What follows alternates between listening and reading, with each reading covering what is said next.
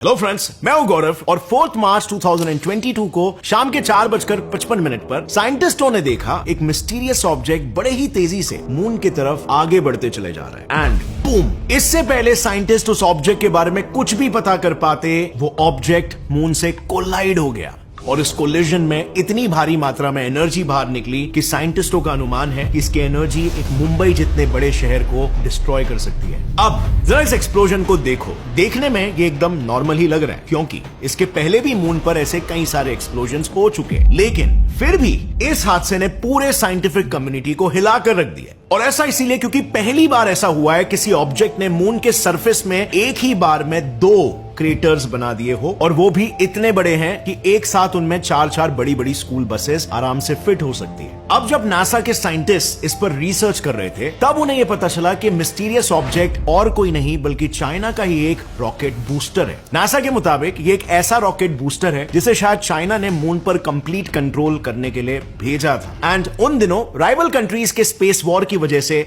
ऐसे moon explosions कई बार हो चुके थे। असल में नासा के एडमिनिस्ट्रेटर बिल नेल्सन के हिसाब से चाइना बड़ी चालाकी से अपनी सलामी स्लाइसिंग टेक्निक यानी कि स्टेप बाय स्टेप मून के कुछ एरियाज पर टेक ओवर करने की प्लानिंग कर रहा है। इनफैक्ट उसने इस प्लानिंग का पहला स्टेप सक्सेसफुली अचीव भी कर लिया। दरअसल मैं बात कर रहा हूं साल 2019 की, जब चाइना ने अपना एक स्पेसक्राफ्ट चैंगी 4 मून के फार साइड यानी कि वो साइड जो पृथ्वी से दिखाई नहीं देता, वहां पर परफेक्टली लैंड करवाया। और इस पॉइंट पर लैंड करने वाली चाइना वो पहली कंट्री बन गई। इस सक्सेस के बाद उसने तुरंत ही रशिया के साथ हाथ मिलाकर 2030 तक 2 और मून मिशन को लॉन्च करने का प्लान भी बना लिया, जिसमें 2026 में मून के साउथ पोल पर सक्सेसफुली लैंडिंग के साथ ही 2027 तक इंटरनेशनल स्पेस स्टेशन की तरह लूनर रिसर्च स्टेशन वहां पर